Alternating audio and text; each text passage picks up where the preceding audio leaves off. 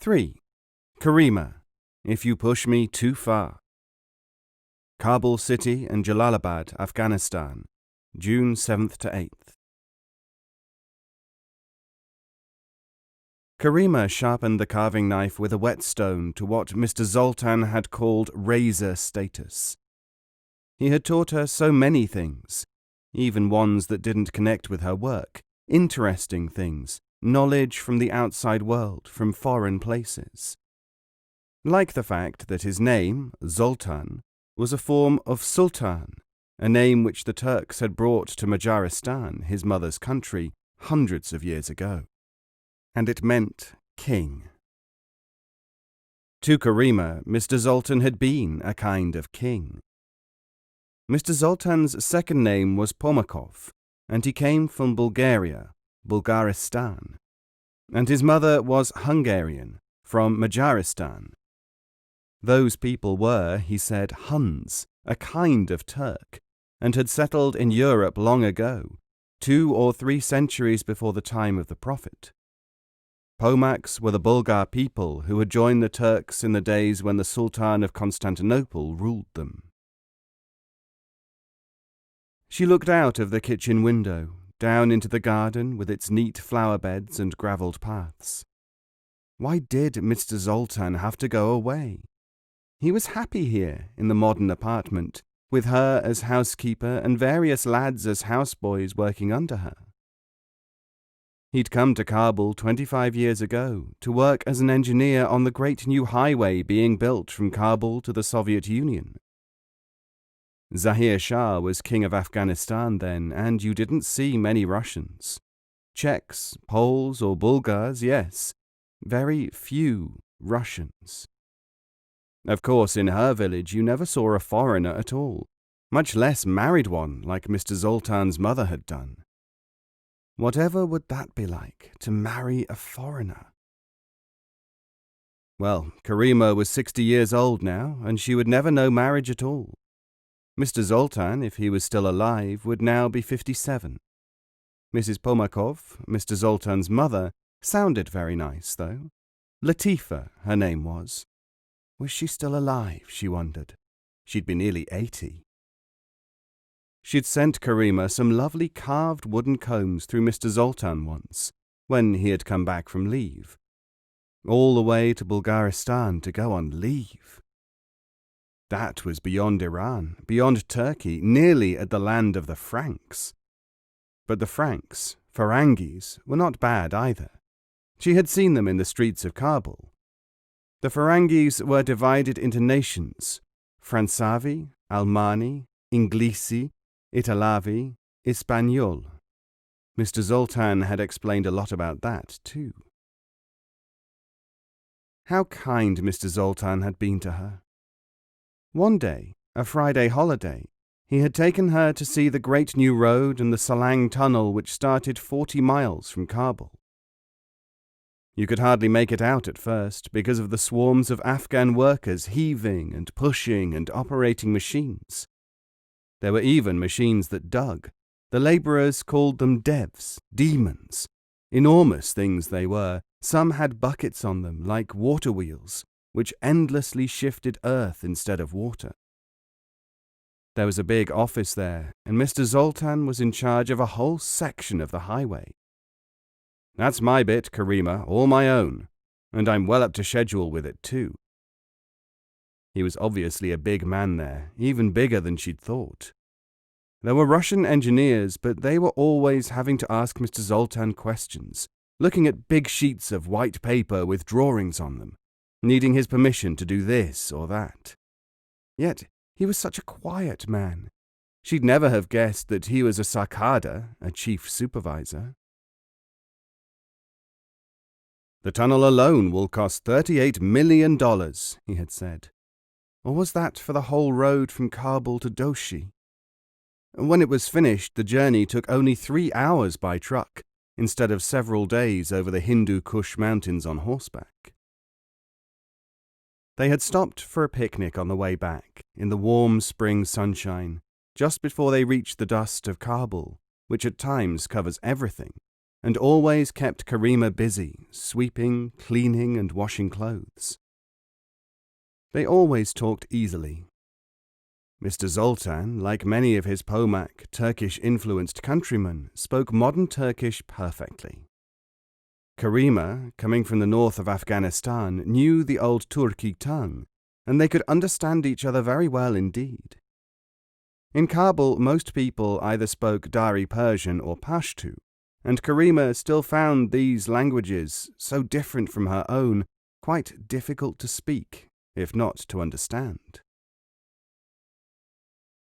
On that day, Mr. Zoltan had spoken of his own country, and she had asked him why he did not have a king. "We had them once, Karima, but those days are past. Now we have a jamhuriyat, a republic." "Mr. Zoltan, what is it like to live in a jamhuriyat?" "Some are better than others, just like some kingdoms, of course." "What is life like in your jamhuriyat?" "It has been improving. We have had hard times, of course. There was a great war, you know, the one with the Alman. They occupied our country, and the Russians helped to drive them out. That was when Afghanistan was neutral. And there is a Russian saying, 'It is better to be cold than blind.'"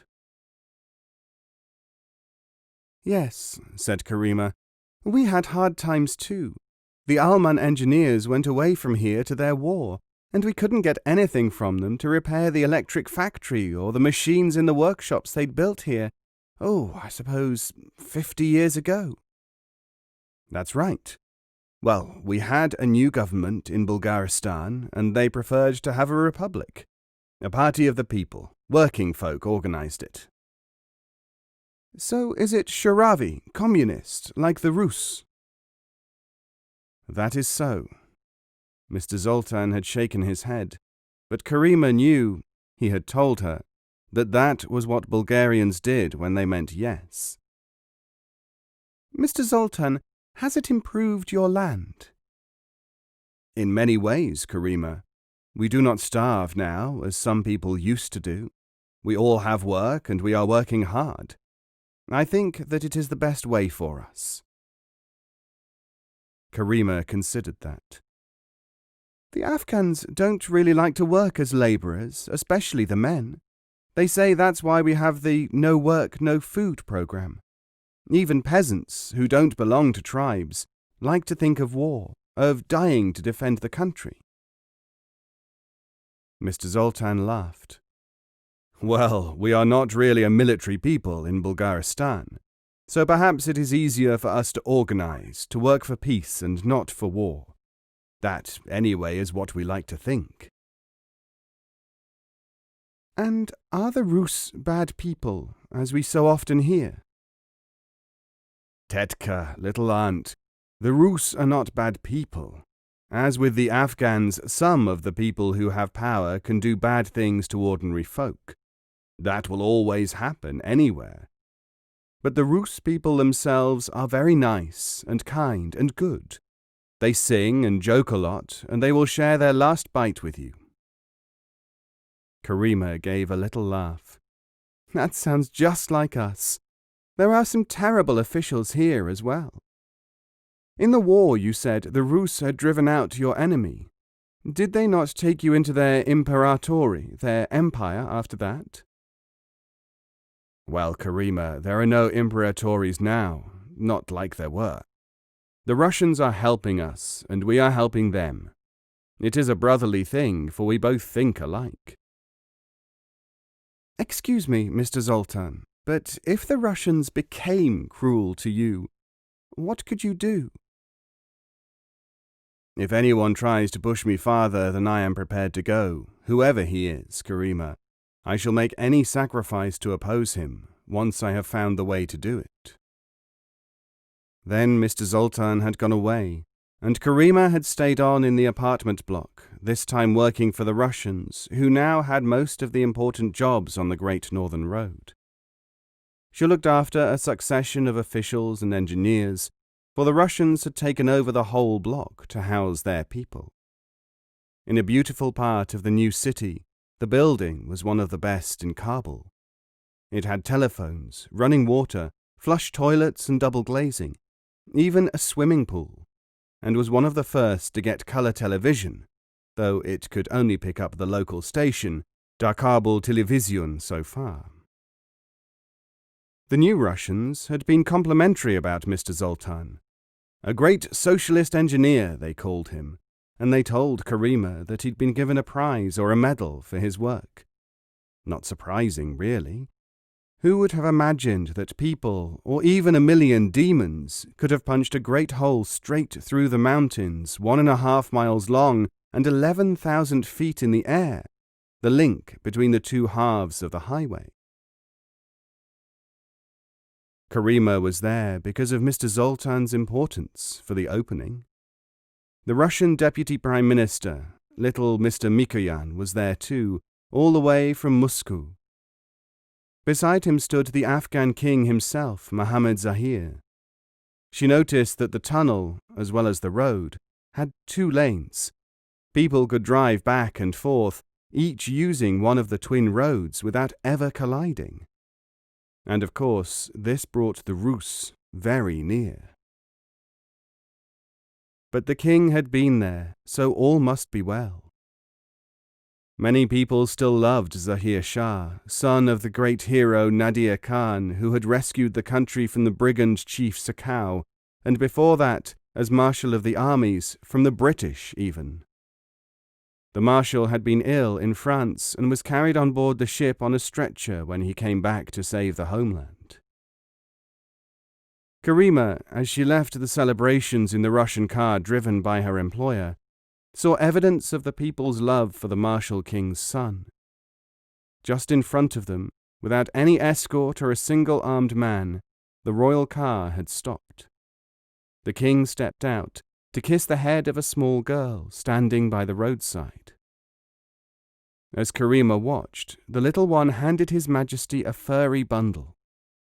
It was a wolf cub, its eyes scarcely open yet, which she had found abandoned near her mud brick home. Then, after a rush of nervous words, she ran away. There were tears in the king's eyes when Karima went to his side, for Mr. Zoltan had opened the car door and said, "Quick, see if you can help him," and let her out.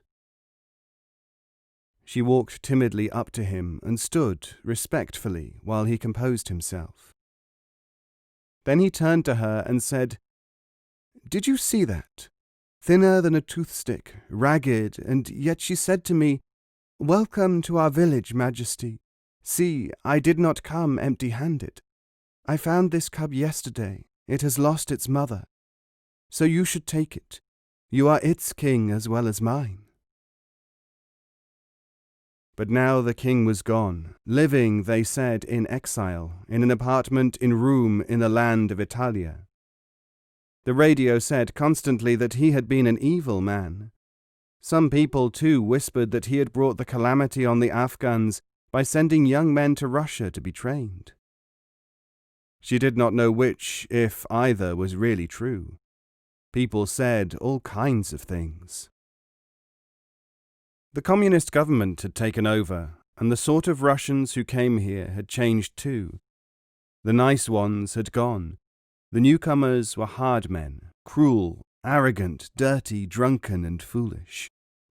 These, Karima thought, could not be the ones who had saved Mrs. Zoltan's country, and yet they were always saying that they had come to save us, from the Americans. Unlike Mr. Zoltan, they did not even believe in God. Her present chief, Comrade Kirillyan, was fond of saying, "Jesus Christ is another name for opium." The Prophet Isa. People were fighting the Russians now. You heard about it all the time, as in the days of the old wars. People flooded into Kabul from villages, wounded, saying that they had been bombed and machine-gunned, their villages destroyed. People like her. A woman had whispered to her in the market the other day that there had been a great killing in the Salang tunnel, where Mr. Zoltan had worked. 1,000 people were dead. An Afghan had set his fuel tanker alight in the middle of a Russian convoy, with no hope of escape for himself. The woman had said fervently, "Fidai, self-sacrificer, may Almighty God bless him and give him the garden of paradise." But Karima's life was here, in the apartment block, far from such things. She had no family now. The whole village had been wiped out by typhus in the old days, well over 40 years ago, before they had got the epidemics under control. They had taken her to Kabul, the Women's Welfare Organization, and taught her domestic science. She'd learnt to read and write a little, and to do embroidery. Then she got this permanent job at the apartments, originally built by the government for slum clearance. It was now a paradise for people who had the influence to be allocated lovely homes like this. When she had first seen it, she had been amazed. Here, people lived like kings. They even had separate rooms for eating and sleeping, and a room for washing and bathing in, unheard of in a mountain village. It was almost like having a room to grow crops in. Every man a khan, every woman a khanum. In the kitchen there was a Frankish thing, a machine, which she now used with great efficiency and aplomb, called a pressure cooker. It worked by steam, and it cooked things in no time at all. It gave out a scream like a demon, but it was harmless, really. Except, of course, for that time when it had exploded and spat the midday meal all over the ceiling, itself as wondrously white as a Friday turban on a saint. And she had her own room. It had a string bed, good straw matting on the floor, real patterned curtains and double window panes. There were drawers set in the wall, a wardrobe and a large chest. She had never accumulated much, certainly not enough to fill all these things, but they were better than even the chief of her own hamlet had ever had. She had sufficient possessions for her needs, and there was money, safe in the post office for her old age. For the past week, since the event, something that was like a message from the dead, she had worked hard. It was probably the shock of the event which had brought all the memories flooding back. Anyway, she could not stop them running around in her head. The past, pictures in her head, duty, the need to do something, something which was right. What was it? She remembered the village, her hard-worked parents, 2 harvests a year and little food, but good times as well as bad. Her cousin, Lalbaz, whom everyone said she would marry when she grew up. He had always said, "I'll go to Kabul one day, Karima, and what I shall do there will be heard around the world." She was 15 when the typhus came. Lalbaz was 2 years older and had gone away to work. They had heard he'd had an accident, was dead. He had been killed by a machine which went wrong in the far west near Iran, they'd said. Then the Women's Welfare. Now it was called the Institute for the Development and Emancipation of Women. After they had sent her here, they kept in touch. Once a year they sent her a paper in Dari Persian, nicely printed, saying what they were doing, all kinds of things. She especially liked the reports of the awards they gave to people who had served their country. Mr. Zoltan used to translate them into Turki for her. One was about Mrs. Safia Bakshi, and had her photograph with it. A good-looking woman who had had real troubles. She had received a prize for rearing 9 children, who all did well, though she had been so poor that she had almost nothing to do it with. When her husband died, she had taught herself, from the rose garden and the orchard of the great poet Sadi, and then she used that wisdom to bring up the 9. At the age of 52, Safia Bakshi had been declared Mother of the Year. Who could imagine that someone like that, nearly destitute, could rear 2 university professors, one of surgery and one of political science, a geologist, an army officer, a teacher, a merchant, a mathematician, and 3 other graduates? And yet every year there were several like her, Mr. Zoltan had said, "Karima, if it can produce women like that, your country hasn't much to fear." Well, there had always to be people who cooked for officials and cleaned apartments. We can't all be 16-year-old Malali who snatched the flag and rallied the exhausted troops to win their great victory at the Battle of Maiwand near Kandahar. They named a school after her and made speeches every year about her sacrifice. Perhaps there would be a school named after Safia Bakshi too one day. The apartment was spick and span. The accounts for the month, the grocer's bill, and so on were all paid up to date. This evening's meal was ready to be served. Everything was clean, bright, ready. Tonight the chief had guests, and he liked things to be correct. 4 for dinner, although it was the houseboy's day off. Thorough, the chief, even if he was an atheist. Of course, they'd have to have an atheist as the head Russian of the Afghan section of the KGB. He was, direct from Section 5, KGB, Moscow, supervision of individual fraternal foreign lands. That's what he'd said, and he made her memorize it. She looked around again. Everything was in order.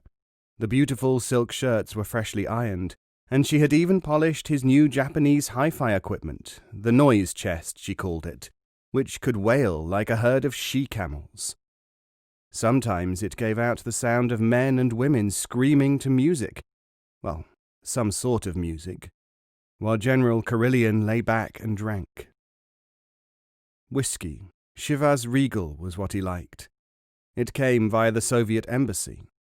Funny how those Russians, who spoke all the time against the Franks, loved Western luxuries so. All except for sagmahi, fish eggs. Those were their very own, and they had a fascination for them. Fish eggs, she thought, must be very common in their own country, and so they craved them, living so far from home. The whiskey was ready. There was the muezzin giving the call to evening prayer.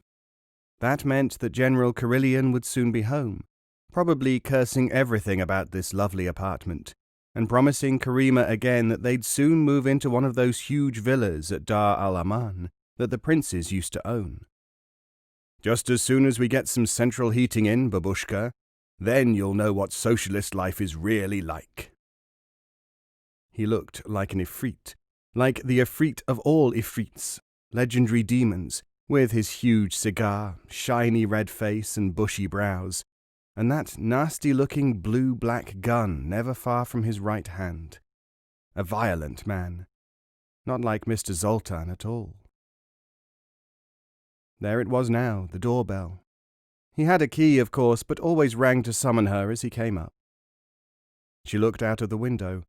The Afghan soldier at the entrance was presenting arms, his hastily thrown-away cigarette still smoking in the rhododendron bush.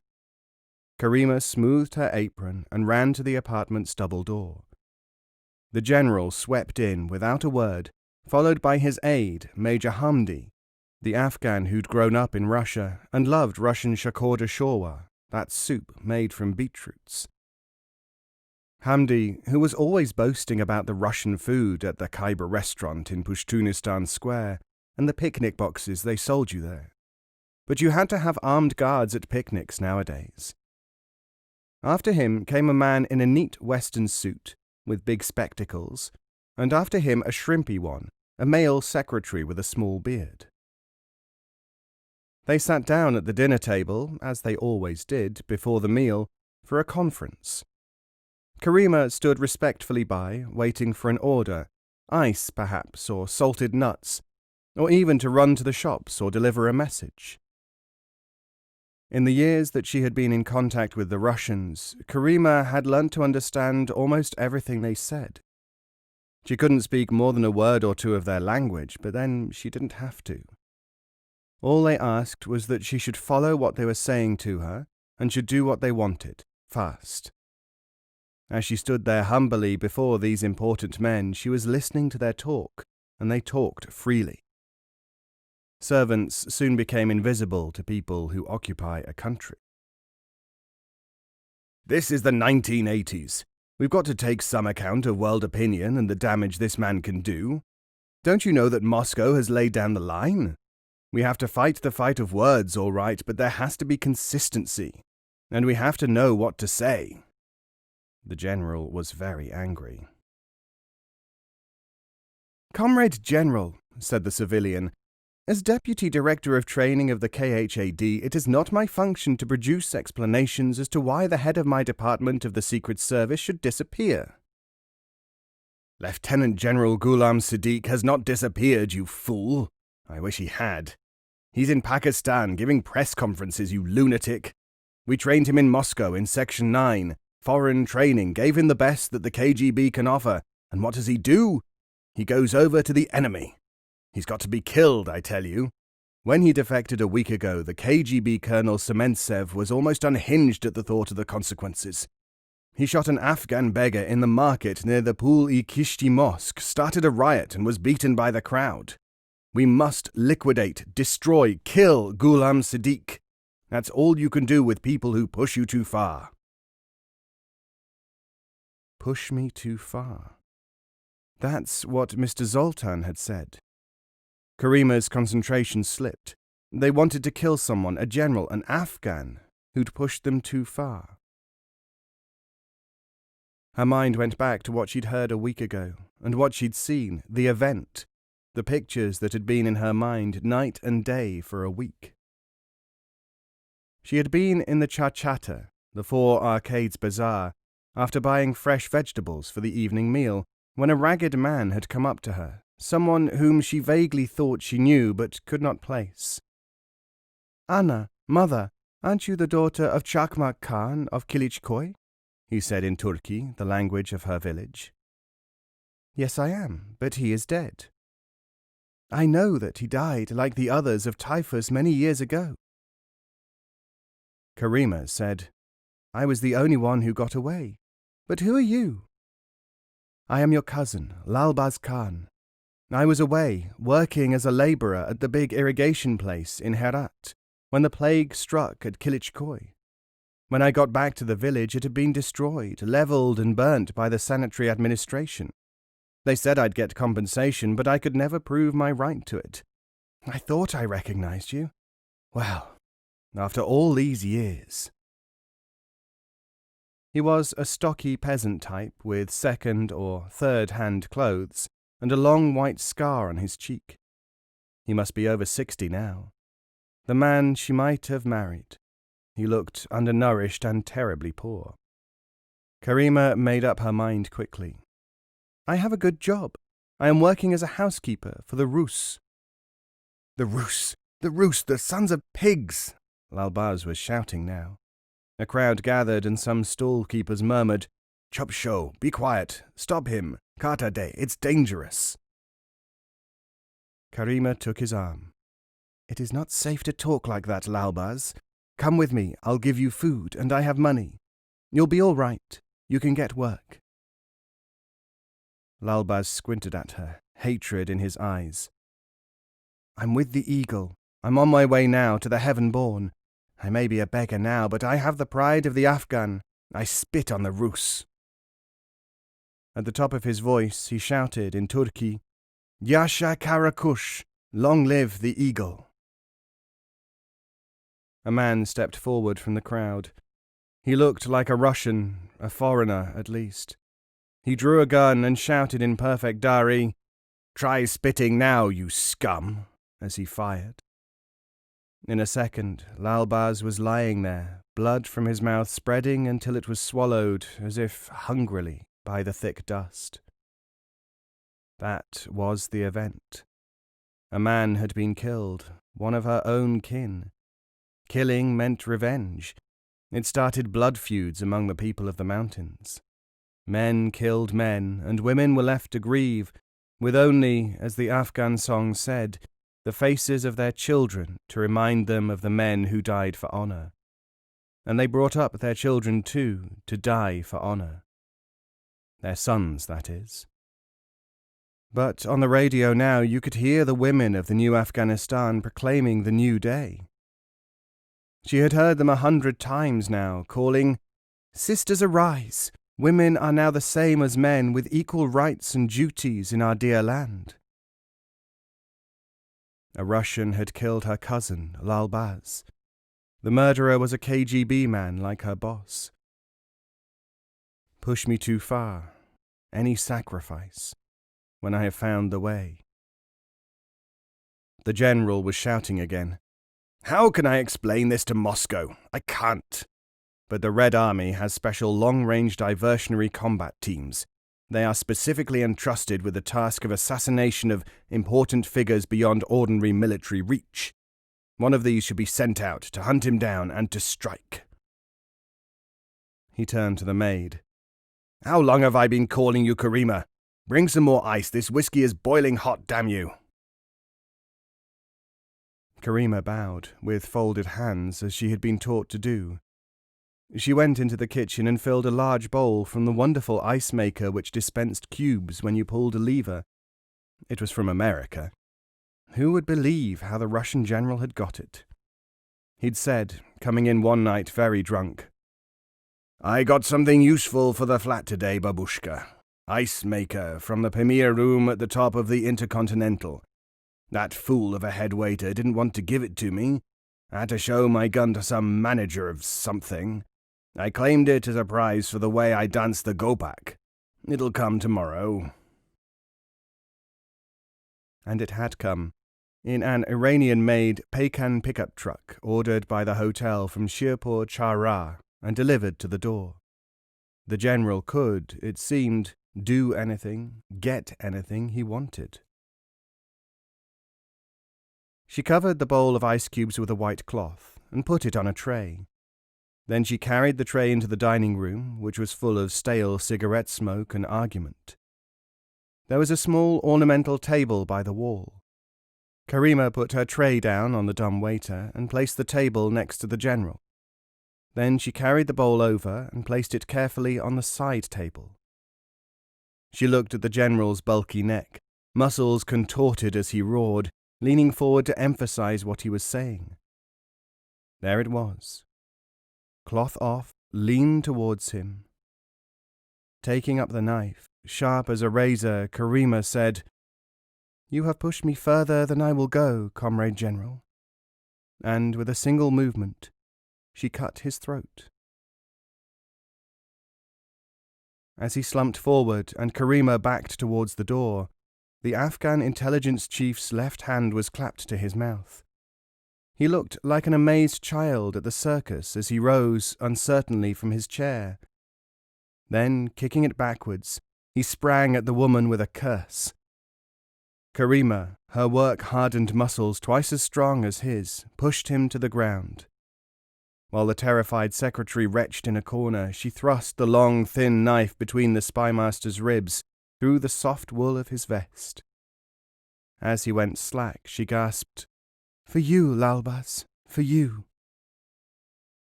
The knife stayed in. She had to tug hard to get it out. Major Hamdi still sat at the table, his head in his hands, rocking back and forth very slowly, as though regressed to early infancy.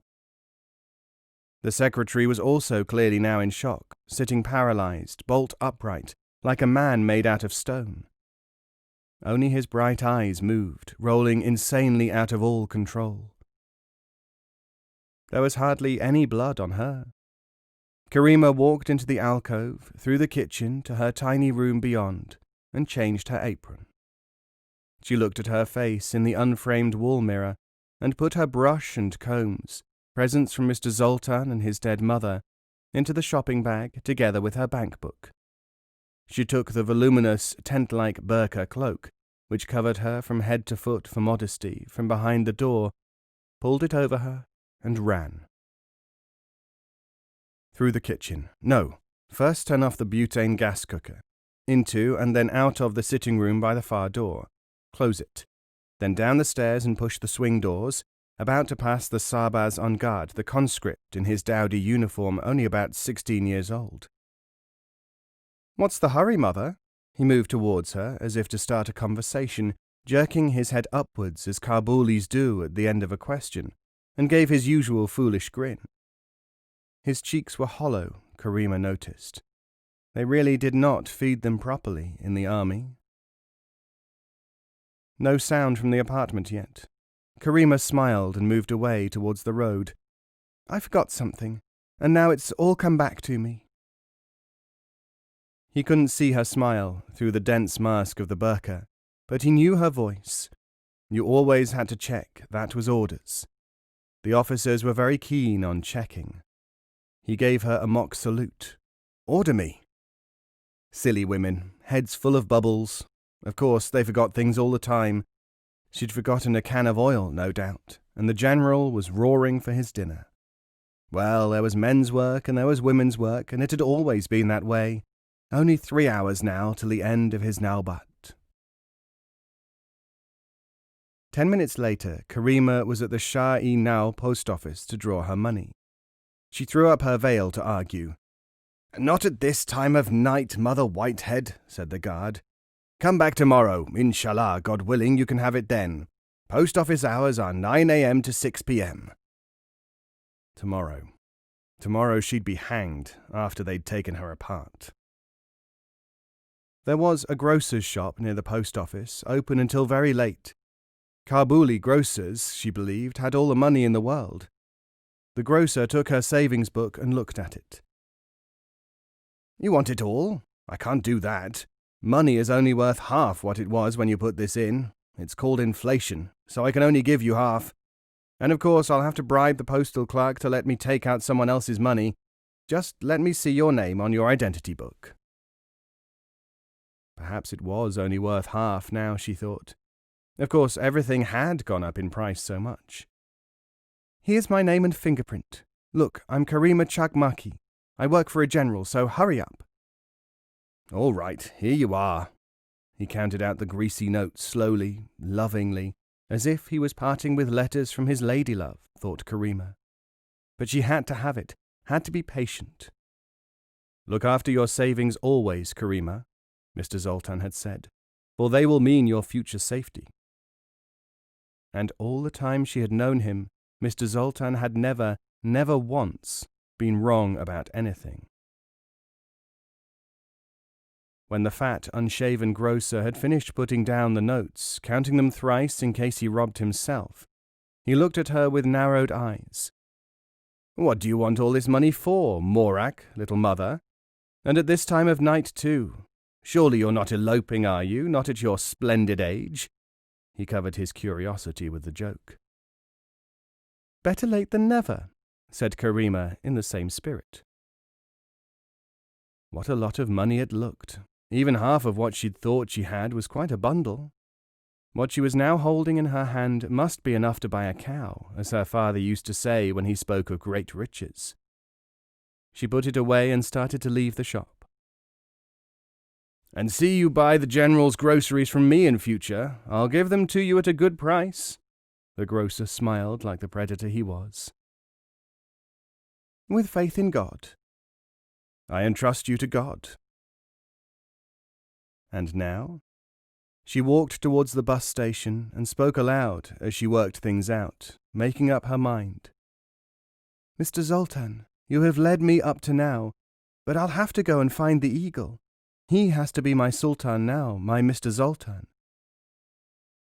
Everyone knew that the eagle was the deadly enemy of the Rus. She knew that even General Karelian could not catch him, and had spoken about him more than once, as if he was afraid of him. Karima slowed down near the Noroz carpet shop opposite the Blue Mosque and rummaged in her shopping bag for the permit which officials' servants carried to travel free, even without question after curfew, on the buses. She found a small sheaf of papers as well. Surely those were the ones she'd seen in front of General Karelian on the table when she had finished him. She must have picked them up without thinking. Well, the eagle would find them useful, she was sure. Mr. Zoltan had been very particular about looking after papers. Karima, papers can be the most important thing in this world. In this world. She was passing the mosque.